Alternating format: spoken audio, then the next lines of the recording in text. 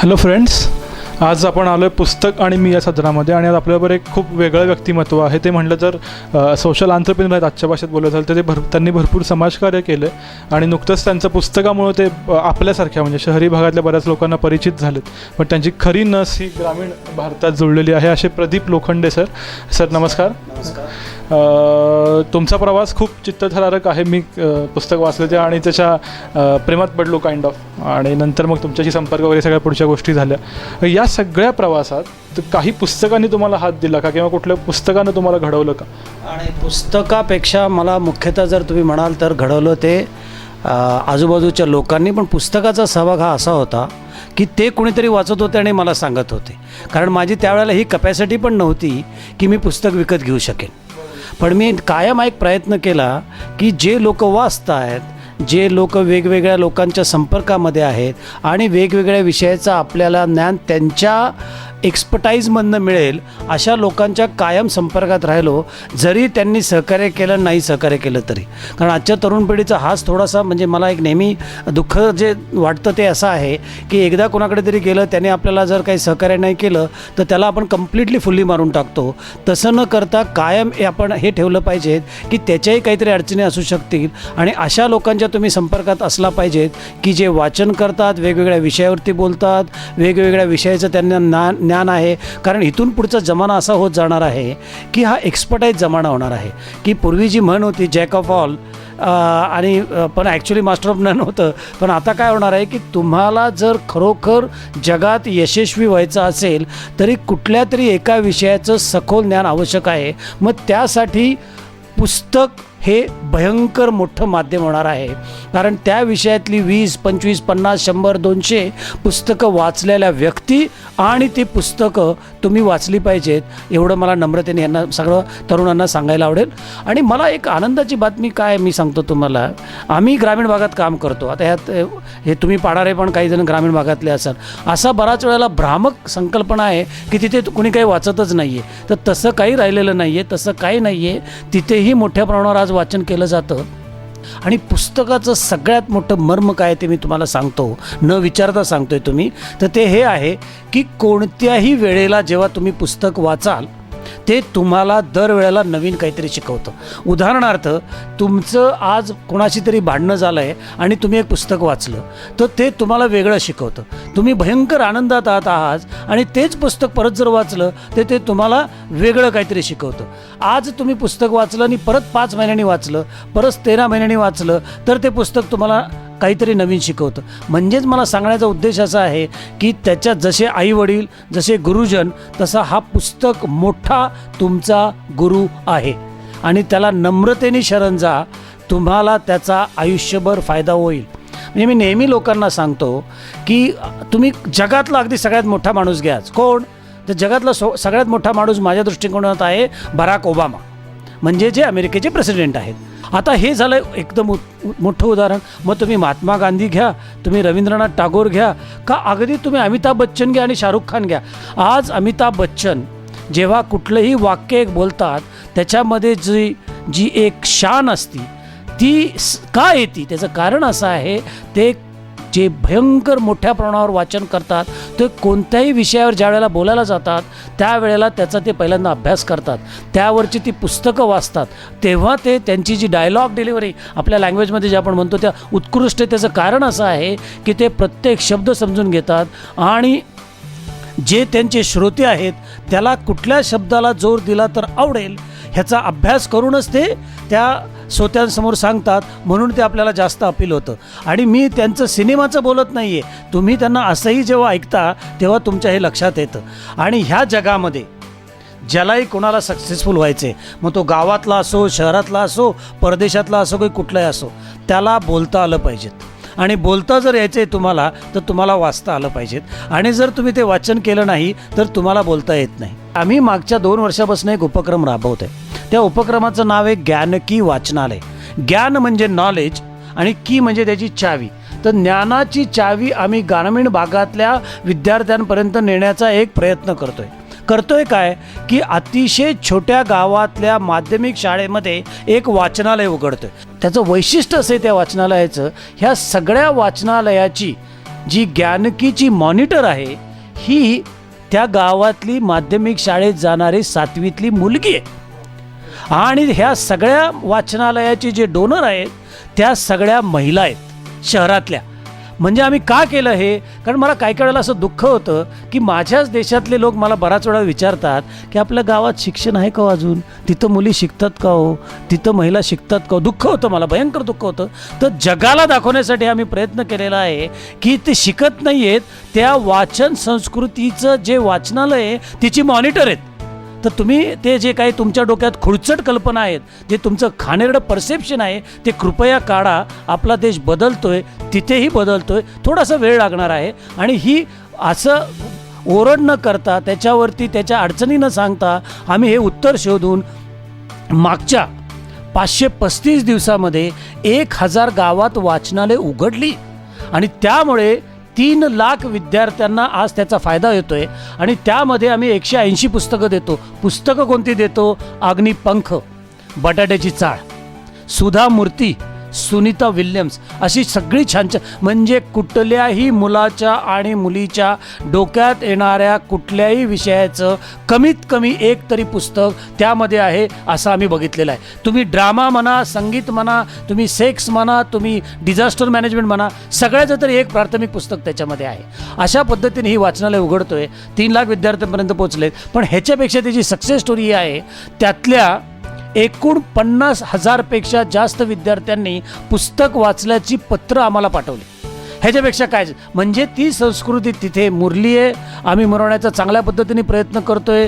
तरुण तरुणी उत्कृष्ट पद्धतीने वाचतायत, त्यातल्या मुली जरा जास्तच वाचतायत. मुलींची सगळ्यात जास्त पत्र आम्हाला आलेली आहेत. आणि एका मुलीला आल्या पत्रावर वाचून मी ह्या जो उपक्रम करतोय त्याच्यात मी स्वतःला, माझ्या संस्थेला, माझ्या फॅमिलीला कृतार्थ समजतो. त्याचं कारण असं, जेव्हा ते पत्र आलं आणि मी वाचलं तेव्हा खरोखर माझ्या डोळ्यात पाणी आलं.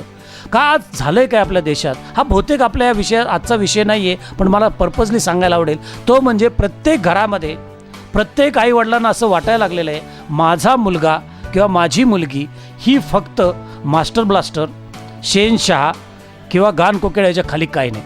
हे चुकीचं आहे असं माझं मत आहे. कोणी मला शिव्या दिल्या याच्यावरती. पण मित्रांनो, तुम्ही नीट विचार करा, हे सगळेजण होऊ शकतात का. पण माझे सगळ्यात जास्त डोळे ह्याच्यासाठी उघडले की याला उत्तर मला देता आलं पाहिजे होतं. ते उत्तर एका छोट्या गावातल्या मुलीने मला पत्रात कळवलं. तिने मला पत्र लिहून असं सांगितलं की मी सुनीता विल्यम्स हे पुस्तक वाचले. पुढचं वाक्य फार महत्त्वाचं आहे. मी सुनीता विल्यम्स होणार नाही याची मला पूर्ण कल्पना आहे, पण मी सुनीता विल्यम्स जरी झाले नाही तरी तिची जिद्द घेऊन आयुष्यात मोठी होणार. तर ह्याच्यापेक्षा काही नाही आहे. हे आपण सर्वांनी शिकलं पाहिजेत. आणि मला मित्रांनो तुम्हाला सांगतो, वाचन करा. आई वडील बाबा आई काय जे तुम्ही म्हणता त्यांना सगळ्यांना, गुरुजन, शिक्षक, मित्र मैत्रिणी, जो कोणी वाचतोय त्याच्या संपर्कात राहा. कायम 2 आयडियल ठेवा.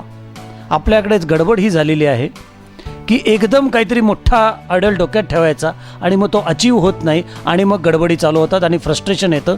कृपा करून 2 आयडियल ठेवा. एक अचिवेबल असेल, एक हे असू शकतात तुमचे मित्र की ह्यांनी आज कोल्हापूरमध्ये इथं येऊन माझा इंटरव्ह्यू घेतला, मी उद्या तसं होऊ शकते, मला मास कम्युनिकेशनमध्ये असं जाता येईल का, असा एक अचिवेबल रोल मॉडेल ठेवा. आणि मग ते अचीव केल्यानंतर मग मोठ्या रोल मॉडेलची आवश्यकता. आणि हे सगळं करण्यासाठी वाचन, म्हणजे आपल्याकडे जे आपण छोट्या छोट्या ज्या गोष्टी म्हणतो त्या सगळ्यात महत्त्वाच्या आहेत. त्या म्हणजे वाचाल तर वाचाल.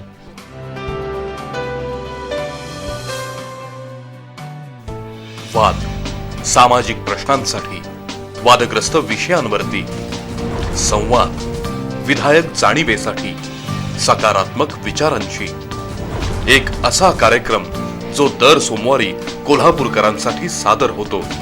एक असा उपक्रम जो आपल्या सभोवतालच्या घटना विषयांना वाचा फोडतो. संवाद प्रतिवाद, कला, क्रीडा, राजकीय, सामाजिक विषयांचं व्यासपीठ, जिथं चर्चा होते प्रत्येक प्रश्नाच्या दोन्ही बाजूंची, जिथं प्रोत्साहन दिलं जातं कलाकार, पर्यावरण रक्षण, नागरी कर्तव्य आणि सामाजिक जाणीवेला, जिथं वाद होतो परस्पर विरोधी भूमिकांचा आणि जिथं संवाद घडतो सकारात्मक विकासाच्या मनांचा.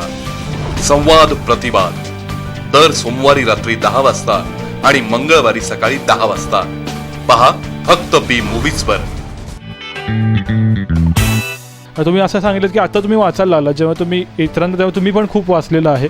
तर मी 2 क्वेश्चन एकदम विचारणार आहे. पहिलं म्हणजे आत्ता तुम्ही जे काही वाचन केलं रिसेंटली, त्यातली तुम्हाला कुठली पुस्तकं भावली, आणि त्याच्यातलं पुन्हा एक उपप्रश्न असा की तुम्ही ग्रामीण भागात काम करता, ग्रामीण भागाचं तुम्ही रिअल टाईम ॲनालिसिस ज्याला आपण म्हणतो तुम्ही केलेलं आहात, तर आत्ताचं जे लिखाण आहे हे खरोखरच आजच्या ग्रामीण भागाला प्रतिबिंबित करतं का? म्हणजे खरोखर आजचं रिअलायझेशन तर आपल्याकडं खूप असे असतं, खूप घाण किंवा खूप छान असे आपण एक्स्ट्रीमिटीजमध्ये अडकतो, तर ते आहे का? हे दोन्ही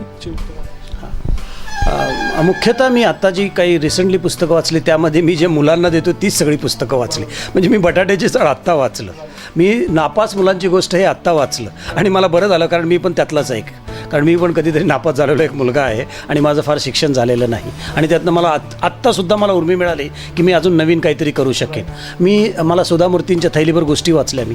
खरं तर मी नेहमी म्हणतो की आजची जी तरुण पिढी आहे ही कम्पॅरेटिव्हली ब्लेस्ड आहे. सगळ्या गोष्टी त्यांच्यापर्यंत पोचत आहेत, आज इंटरनेटच्या माध्यमातून पोचत आहेत. म्हणजे आमचा पुढचा उपक्रम तोच असणार आहे की ही लायब्ररीज आम्ही गावागावात करणार आहोत, पण त्याला वेळ लागणार आहे. तर मला विषयाचा ज्याचा अभ्यास मला करायचा आहे त्या विषयाची मी पुस्तकं वाचतो. आणि दुसरं एक वाचन असू शकतं तुमच्या आयुष्यातलं जे तुम्हाला विरंगुळा देतं. आणि आता विरंगुळा देण्यात मी काय वाचतो तर मला त्याच्यात विनोद असणारं जास्त वाचायला आवडतं. कारण बऱ्याच वेळा तुम्हाला सिरियसली कॉलेजमध्ये जाता, बिझनेसमध्ये असता, असा टाईट शर्ट घालूनच बसावं लागतं. तर त्यावेळेला तुम्हाला त्या टाईपचं वाचन आनंद देतो. आणि मी परत जसं पहिल्यांदा याच्यात सांगितलं तसं वेगवेगळ्या वेळेला वेगवेगळं पुस्तक तुम्हाला शिकवतं आणि तुम्हाला मोठं करतं. तिसरा प्रश्न असा की तुमचं पुस्तक आलं काही दिवसांपूर्वी आणि त्या प्रचंड गाजते, ते तर सगळ्यांना माहिती आहे. ही एक वेगळी प्रोसेस होती की सुमेध वडावालांनी ते पुस्तक लिहिलं आणि तुम्ही ते इलॅबोरेट केलं. ही प्रोसेस आम्हाला समजून घ्यायची. म्हणजे स्वतः आत्मचरित्र लिहिणं हा एक वेगळा मुद्दा आहे, किंवा दुसऱ्यानं एखाद्या विषयी लिहिणं, म्हणजे बराक ओबामांविषयी इथल्यानं लिहिणं हा दुसरी प्रोसेस आहे. पण तुमचं आयुष्य दुसऱ्या कोणाच्या तरी शब्दात मांडणं ही प्रोसेस नक्की काय होती हे ऐकायचं. पहिल्यांदा जेव्हा पुस्तक लिहायचं ठरवलं तो खरोखर मी म्हणजे आश्चर्यचकितच झालो. पण एक आनंद आगाशे नावाचे जे पुण्याचे सकाळचे जे हे होते त्यांनी मला परसिव्ह केलं, असं त्यांच्या मिसेस आणि त्यांनी, की लोखंडे हा तुम्ही जे सारखं, कारण ते मला 20 वर्ष फॉलो करत होते. म्हणजे मला परत परत ते सगळ्या तरुणांना सांगायचे की तुम्ही जरी तुम्हाला वाटत असेल आपल्याकडे कोणी बघत नाही तरी तुमच्याकडे बघणारे हजारो लोक असतात, आणि तुम्हाला तुम्ही तुमच्यात कसा बदल घडत जात आहे, तुम्ही कसे स्वतःला बदलून समाजाला बदलण्याचा प्रयत्न करतायत हे पाहणारे लोक असतात. आणि प्रत्येक वेळेला आपल्याकडे एक समाजाचा आपला फार घाणेरडा हा विषय आहे, पैसे जो कोण देतो तो फार आपल्यासाठी फार चांगला विचार करतो. ही जेव्हा त्या दिवशी मानसिकता आपली कमी होईल आणि जो आपल्याला कल्चरली मोठा करतो, विचाराने मोठा करतो, आणि मग त्यावर पैशाने करेल तर त्याच्याबद्दल मला काही बोलायचंच नाही आहे. तर त्याचंही आपण भान ठेवलं पाहिजे. तर तशी गोष्ट यात घडली आणि त्यांनी मला उद्युक्त केलं ह्या पुस्तकाच्या. आणि मग मी कधीही सुमेध वडालांना भेटलेलो नव्हतो. आणि आश्चर्याची गोष्ट सांगतो तुम्हाला, मी पहिल्यांदा हे सांगतोय, मी त्यांना एकदाच भेटलो आहे आत्तापर्यंत.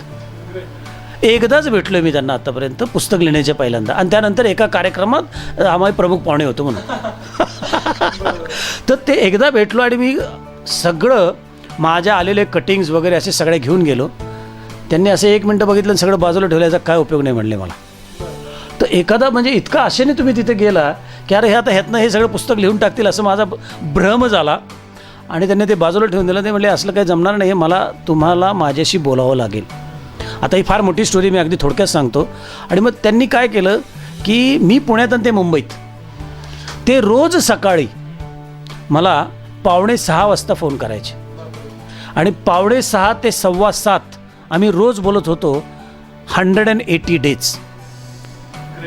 आणि तो माणसाने मला म्हणजे किती डिटेलिंग केले तुम्हाला एक उदाहरण देतो. माझी एकदा एका मुख्यमंत्र्यांबरोबर कधीतरी 96-97ला मिटिंग होती, असं मी त्यांना सांगता सांगितलं. सगळ्याच गोष्टी, आता मी लहानपणी काय करत होतो, माझा भाऊ काय करायचा, आजी काय करायची, आजोबा काय करायचे, आजोबांचे वडील काय करायचे, ते कुठं बसायचे, ते काय जेवायचे, कसं जेवायचे, हे सगळी माहिती त्यांनी माझ्याकडनं घेतली होती. तर काय कळलं, मला खरोखर इरिटेट व्हायचं. म्हणजे मी एका पॉईंटला जायचो असं, नको बाबा हे पुस्तक, पण तुझी कटकट नको. तर ते मी एकदा सांगितलं की असं. तर त्यांनी काय प्रश्न विचारावा मला की तुम्ही मुख्यमंत्र्यांच्या उजव्या बाजूला बसला होता का डाव्या बाजूला बसला होता, तुम्ही मग त्या दिवशी निळा कलर कुठल्या कलरचा शर्ट घातला होता, तुम्ही फोल्ड केला होता का हाफ शर्ट होता. म्हणजे किती हे, म्हणजे तुम्ही रिस्पेक्ट केलं पाहिजे त्या लेखकाला की किती ते डिटेलिंग करतात.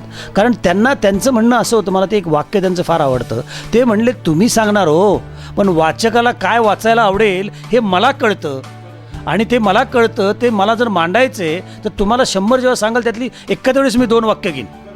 तर अशा पद्धतीने तो आमची लढाई म्हणलं तरी चालेल त्याला. म्हणजे मी थंडीच्या दिवसात तर असं पूर्णपणे चादर घेऊन आतना असं त्यांच्याशी मोबाईलवर बोलत असायचो की बाबा बरं मग काय. आणि ते काय करायचे, एक दिवस पूर्ण ऐकून घ्यायचे माझ्याकडनं, आणि आता म्हणायचे काल जे सांगितलं ते परत आज सांगा कारण आज लिहून घेतोय. अशा पद्धतीने तो अतिशय उत्कृष्ट प्रवास होता 180 दिवसाचा. पण त्याचा मलाही असा फायदा झाला की मीही काय आहे हे मला रोज कळत होतं. म्हणजे मी लहानपणी काय होतो, मी तरुणपणी काय होतो, माझ्या काय चुका झाल्या, आत्मपरीक्षणच होतं ना माझं मलाच. आणि मी काय केलं की माझ्या काय चुका, मी शिक्षणात कसा ढ होतो हे मी सांगायला घाबरलो नाही. त्यांना ते फार आवडायचं की मी कसा वांड होतो, की मी कसा नापास झालो होतो, मला कसे गणितात कमी मार्क मिळायचे, मला कसं एका हॉटेलमध्ये वेटरचं काम करायला लागलं, हे मी निर्धास्तपणे सांगितलं. जनरली आपण ते, म्हणजे मला परत त्या तरुणपणीला हे सांगायचं, ह्याच्यात तुम्ही आपण कमी म्हणायचं कारण नाही आहे. तर ह्या सगळ्या गोष्टी जर घडायच्या नसतील आणि सुसंस्कृतपणा तुमच्यात यायचा असेल तर तो सुसंस्कृतपणाचं लग्न कुणाशी झालेलं आहे, तर पुस्तकाशी झालेलं आहे. कारण ते जेव्हा तुम्ही वेगवेगळ्या डोळ्यातनं, वेगवेगळ्या डोक्यातनं वाचता त्यावेळेला तुमच्या मानसिकतेत 100% फरक पडतोच. एक शेवटचा प्रश्न आता की आपल्या वेळेची मर्यादा आहे. तुम्ही जे काही उभं केलं त्याचा मेन धागा होता ते म्हणजे पत्र. आणि पत्र हा लिखाणाचा एक खूप वेगळा प्रकार आहे. म्हणजे आत्ताच आमची चर्चा झाली तुम्ही यायच्या आधी की पत्र आजकाल बघायला मिळतं, त्याच्या जीवावरती म्हणजे त्याला एक मेन मीडियम समजून उभा झालेला माणूस आहे. लिखाणाचा खूप वेगळा फॉर्मॅट मी त्याच्याकडे बघतो. ह्याच्याबद्दल अगदी थोडक्यात पत्र आणि तुमचं नातं. 93 साली मी विचार केला की मी ग्रामीण भागात काम करणार. का विचार केला तर माझ्याकडे पैसे नव्हते, माझ्याकडं कोणत्याही प्रकारचं बॅकग्राऊंड नव्हतं, व्यावसायिक बॅकग्राऊंड माझ्या आईकडनं किंवा वडिलांकडनं. त्यामुळे मी त्याला इंग्लिशमध्ये एक म्हणतात ते असं केलं की लेस ट्रॅव्हल पाथ घेतला. म्हणजे ज्या रस्त्यावर कुणी चालायला तयार नाही त्या रस्त्यावर आपण चालवतो. आपल्याकडे काय होतं की एनर्जी होती, इंथुझियाझम होतं, ह्या 2च गोष्टी होतं. तर त्या कशा बेस्ट कॅपिटलाइज करता येईल, तर आपण अशा रस्त्यावर चालू की जिथं कोणी जायला तयार नाही. पण मग करायचं काय, तर मी त्याच्या पहिलं थोडंसं एका चांगल्या मोठ्या कंपनीत काम केल्यामुळे ते एक माझ्या, आणि एका मी परत नाव घेतो ते म्हणजे एकदा मी एक भाषण ऐकायला गेलो होतो, लेक्चर ऐकायला गेलो होतो. त्यांचं नाव आहे गुरुचरण दास. ते प्रॉक्टर अँड गॅम्बल एका मोठ्या कंपनीचे चेअरमन होते आणि सिटी बँकेचे पण चेअरमन होते. तर त्यांच्या भाषणामधल्या 45 मिनटात ते 37 मिनटं रुरलवर बोलत होते. आणि माझ्या डोक्यात त्यावेळेला तो शब्द होता, रुरल. आणि मग मला असं म्हणजे मी I have related that word so nicely की म्हटलं म्हणजे प्रदीप तू जो विचार करतोयस तो बरोबर आहे. आणि मग मी परत आलो करू म्हणलं, पण करू तर पैसे कुठं, गावात जायला भरपूर पैसे लागतात. तेव्हा पण उत्तर शोधलं मी, आणि ते उत्तर होतं 15 पैशाचं पोस्टकार्ड. आणि मग मी काय केलं, 15 पैशाचं पहिल्यांदा जाऊन गोखले इन्स्टिट्यूटमधनं ते सगळा डेटा आणला, महाराष्ट्रातनं चालू केलं मी. आणि महाराष्ट्रातली 2000 ते 10,000 लोकसंख्येच्या 6,700 गावाची लिस्ट आणली. आणि त्या प्रत्येक गावामध्ये 3 जणांना पत्र पाठवायचं असं ठरवलं. आणि ते पत्र माझ्या बायकोला आणि वडिलांना लिहायला सांगितलं, कारण माझं अक्षर खराब आहे म्हणून. आणि का पत्र लिहायला सांगितलं, कारण ते सगळ्यात cheapest medium to reach to the last man, सगळ्यात स्वस्त माध्यम शेवटच्या माणसापर्यंत पोचण्यासाठी. आणि 15 पैशाचं पोस्टकार्ड घेतलं, त्याच्यावर पत्र लिहिलं आणि त्याच्याबरोबर जोडकार पत्र पाठवलं. म्हणजे एका व्यक्तीपर्यंत पोचण्याचा माझा खर्च आला फक्त 30 पैसे. पहिली अशी 20,000 पत्र लिहिली गेली हातानी आणि ती गावात पाठवली. पहिल्या पत्रात मी असं विचारलं होतं, आपल्या गावाचा सरपंच कोण आहे. अशी 20,000 पत्रं मी महाराष्ट्रात टाकली. त्यातल्या फक्त 20 पत्रांची उत्तरं आली. आणि त्या 20 पत्रात असं उत्तर होतं, तू कोण रे शाना. तुम्ही इमॅजिन करा, 20,000 पत्र लिहून जेव्हा तुम्हाला 20 पत्र परत येतात, न हारता परत बायकोला आणि वडिलांना पटवलं आणि परत म्हणलं 20,000 पत्र द्या. दुसऱ्या पत्रामध्ये असा विषय लिहिला की तुमच्या गावात बाजार भरतो का, कोणत्या दिवशी भरतो. आणि परत 20,000 पत्र पाठवले. त्याला 48 उत्तरं आली आणि 48 फक्त 48 आणि त्या 48 उत्तरापैकी जवळजवळ सगळ्या वेगवेगळ्या माध्यमातून असं लिहिलं होतं की तू काय स्वतःला गव्हर्नर समजतोस का. म्हणजे एकाही पत्राचं उत्तर आलं नाही असंच त्यातनं इंडिकेट झालं. मी हरलो नव्हतो, पण माझे घरातले घाबरले की काहीतरी गडबड होती आहे, काहीतरी चुकतं आहे, हा काहीतरी वेगळ्या मार्गावर हा करत. मी थोडं खचलो, पण काय असतं माहिती आहे का, ज्या व्यक्तीला आयुष्यात एक गोल अचीव करायचा असतो, तो त्याने ठरवलेला असतो, त्याला तो सगळ्यांनाच 100% समजून सांगता येत नाही, पण तो त्याच्या डोक्यात असतो. म्हणजे अगदी बायकोला नाही, वडिलांना पण नीट मित्रांनाही सांगता येत नाही. त्यांचं इंटेन्शन चांगलं असतं, कारण एक अतिशय छान काळजी असते त्यांना. आपण बऱ्याच वेळेला रागवतो त्यांच्यावर, पण ते आपल्याला कळत नाही की त्यांना ती काळजी असते. तर मी त्यांना सांगितलं की मला कळतंय, मला तुम्हाला सांगता येत नाही आहे, एक शेवटचं परत आपण पत्र लिहू, आणि जर ह्याला उत्तर नाही आलं तर मला आता कपॅसिटी आहे, मी कुठेही नोकरी देईन किंवा आपण इतर काय करायचं ते करूया. आणि तोपर्यंत दिवाळी आली होती. पण कसा एक टर्निंग पॉईंट आयुष्याचा येतो तो सांगतो तुम्हाला. मग मी त्यांना सांगितलं आता जोडपत्र पाठवायचं नाही आपण, कारण already we have invested around 6,000-7,000 rupees on postcard, आणि माझ्यासाठी एव्हरी रुपी वॉज इम्पॉर्टंट. फक्त सिंगल पोस्टकार्ड पाठवायचं आणि त्या पत्रावर असं लिहायचं, आपणास आपल्या घरातील व गावातील सर्वांना दीपावळीच्या हार्दिक शुभेच्छा, प्रदीप लोखंडे आणि पत्ता, असं लिहून ती मी 20,000 परत पत्र पाठवली. And turning point of my life is 800 गावातनं अशी पत्र आली मला की तुम्हाला पण दिवाळीच्या हार्दिक शुभेच्छा. मग त्या दिवशी मला कळालं आयुष्यात की it is building relationship with the last man there in rural India and you cannot take him for a ride. तुम्ही त्याला राईडवर घेऊ शकत नाही, तो फार शहाण आहे आपल्यापेक्षा, आणि मी गावातनंच आलेलो आहे. आणि मी शाण्यासारखं त्याला विचारायला निघालो होतो की हे काय होतं आणि ते काय होतं, तेव्हा त्यांनी सांगितलं तसलं काय होत नाही. आणि मी जर त्याच्याशी प्रेमाने वागलो तर तो त्याच्यापेक्षा जास्त प्रेमाने वागतो. आणि आणि मग त्यातून परत मी कधीच मागं वळून बघितलं नाही. माझ्यासारख्या काळ्या कलरच्या आणि क्रिकेटर नसणाऱ्या, राजकारणी नसणाऱ्या आणि फिल्मस्टार नसणाऱ्या, कारण आपल्या देशात 3च लोकांना रिस्पेक्ट करतात, एका व्यक्तीला 7 लाखापेक्षा जास्त पत्र आज आलेले आहेत.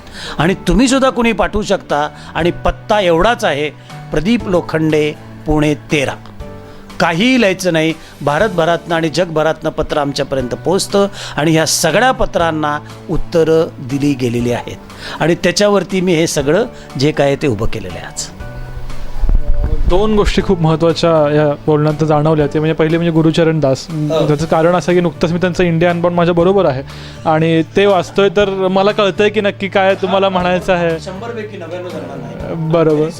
आणि दुसरा मुद्दा असा की पत्र म्हणजे एखादा मोड ऑफ कम्युनिकेशन किती छान वापरलं, भाषा किती छान वापरली तर समाजमन कसं तुमच्या बरोबर येतं, म्हणजे कवेत येतं ज्याला आपण म्हणू, तर ते याच्यातनं कळालं. तुमचे खूप आभार. साध्या एका फोनवरती तुम्ही आमच्या बी चॅनलला आणि कोल्हापूरकरांना एक वेगळी वाट दाखवून दिलीत. खूप खूप आभार. थँक्यू.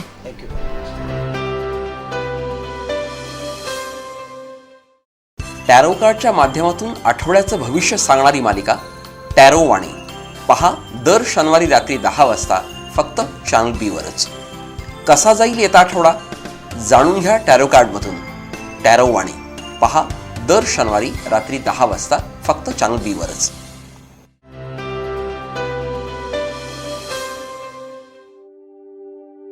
करवीर नगर वाचन मंदिर जवळपास 165 वर्षांचा इतिहास लाभलेलं महाराष्ट्रातील अत्यंत जुन्या आणि महत्त्वाच्या ग्रंथालयांपैकी एक असं हे वाचन मंदिर. कोल्हापूरची शान असा या ग्रंथालयाचा उल्लेख करता येईल. गावाच्या मध्यवर्ती भागात अर्थात भवानी मंडपाच्या नजीक एका जुन्या आणि भव्य वास्तूत संस्थेचं कामकाज चालतं. या संस्थेच्या सभासदांना सोयीचं आणि मध्यवर्ती असं हे ठिकाण आहे. जवळपास 10,000 चौरस फुटांच्या विस्तीर्ण परिसरात संस्थेचं काम चालतं. संस्थेजवळ लाखोंच्या संख्येनं ग्रंथसंपदा आहे. यामध्ये अगदी स्थापना काळापासूनची अनेक दुर्मिळ पुस्तकं आहेत. जवळपास 17,000 संदर्भ ग्रंथ आहेत. इतर कुठंही न मिळणारी अनेक पुस्तकं इथं मिळतात अशी या ग्रंथालयाची खासियत आहे. त्यामुळं दूर दूरवरून लोक पुस्तकाच्या शोधात इथं येतात. या संस्थेला अवर्ग दर्जा मिळालेला असून शासनातर्फे अनुदान मिळतं. वर्षाला फक्त 300 रुपये इतकी नाममात्र वर्गणी या ग्रंथालयाद्वारे घेतली जाते. कनवामध्ये दिवसाला तब्बल 450 ते 500 ग्रंथांची देवघेव होते. सकाळी 8 ते रात्री 8 असे 12 तास ग्रंथालय वाचकांच्या सेवेसाठी उपलब्ध असतं. यासाठी संस्थेचे 14 कर्मचारी 2 शिफ्ट्समध्ये काम करतात. दखल घेण्याजोगी गोष्ट अशी की या साऱ्या कर्मचाऱ्यांनी ग्रंथालय शास्त्राचं रीतसर शिक्षण घेतलेलं आहे. त्यामुळं संस्थेच्या जवळपास 8,500 सभासदांना तत्परतेनं पुस्तकं उपलब्ध होतात. संस्थेत विविध विभाग कार्यरत आहेत. संस्थेची सर्व प्रणाली ही संगणकीकृत आहे. त्यामुळं पुस्तकाच्या विशिष्ट प्रकारच्या कोडिंगमुळं अवघ्या 2 मिनिटात आपल्याला हवं ते पुस्तक आपल्या हातात पडतं. ओपेक प्रणालीमुळं एखादं पुस्तक आहे की नाही हे अवघ्या काही मिनिटात वाचक तपासू शकतात. एखादं पुस्तक उपलब्ध नसल्यास त्याची वाचकांच्या मागणीवरून लगेच खरेदीही केली जाते. संस्थेची वेबसाईटही गेली जवळपास 8 ते 10 वर्ष कार्यरत आहे. संस्था टेक्नोसॅव्ही असल्याचंच हे प्रतीक आहे. संस्था प्रगतीसाठी सतत प्रयत्नशील असते. त्यासाठीच तक्रार आणि अभिप्राय वहीची सोय करण्यात आली आहे. या तक्रारींवर 2 दिवसात कार्यवाही केली जाते आणि त्याचा सतत पाठपुरावा केला जातो. ग्रामीण भागात वाचन संस्कृती वाढावी यासाठी साखळी योजनाही सुरू करण्यात आली आहे. ज्यायोगे जवळपास 80 ते 100 छोटी वाचनालयं एक प्रकारे संस्थेनं दत्तकच घेतली आहेत. याशिवाय व्याख्यानमाला, विविध कार्यक्रम, शाळांमध्ये जाऊन पुस्तकांची माहिती देणं असे छोटे मोठे उपक्रम वर्षभर सुरू असतात. जुना इतिहास, तत्पर सेवा, डेडिकेशन आणि तंत्रज्ञानाची धरलेली कास यामुळं कनबा हे खऱ्या अर्थानं एक ज्ञानमंदिर ठरतं. आणि पृथ्वीच्या अंतापर्यंत हे वाचनालय टिकवू हा राजन खान यांनी दिलेला अभिप्राय यथायोग्य वाटतो.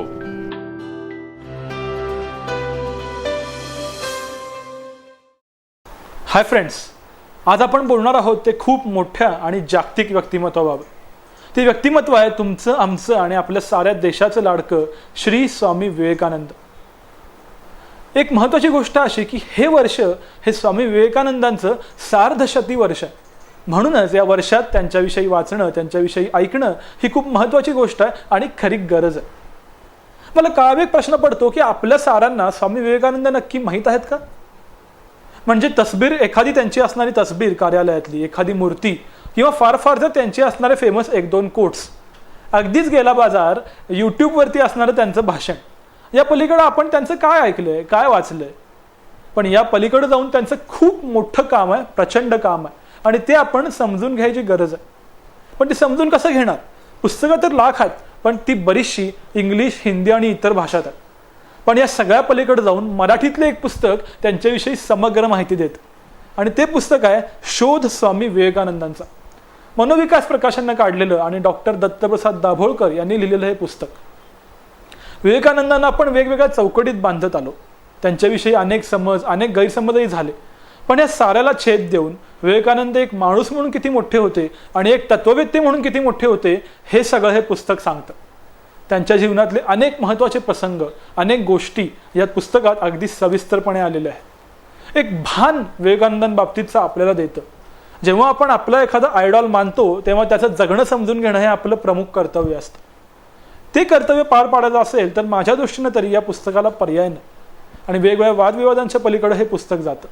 आजच्या जगात जिथं आपले आयडॉलच खुजे आहेत तिथं विवेकानंदांसारखा मोठा आयडॉल ठेवणं आणि त्यांच्याविषयी खूप काही जाणून घेणं ही आपली काळाची गरज आहे. म्हणूनच मी सांगेन की आपण सगळ्यांनी एकदा तरी निदान या वर्षात शोध स्वामी विवेकानंदांचा हे डॉक्टर दत्तप्रसाद दाभोळकर यांचं पुस्तक वाचलं पाहिजे. त्या पुस्तकाचा जो ब्लर्ब आहे तो खूप मार्मिक आहे. मी तो तुम्हाला वाचून दाखवतो. कोण होते स्वामी विवेकानंद? एक प्रवचनकार, एक धर्मगुरू, परिवाराच्या चौकटीत छानपणे बसणारा एक दक्ष हिंदू, की होते परिवर्तनाच्या चळवळीतील अग्रदूत आणि या देशातले पहिले साम्यवादी.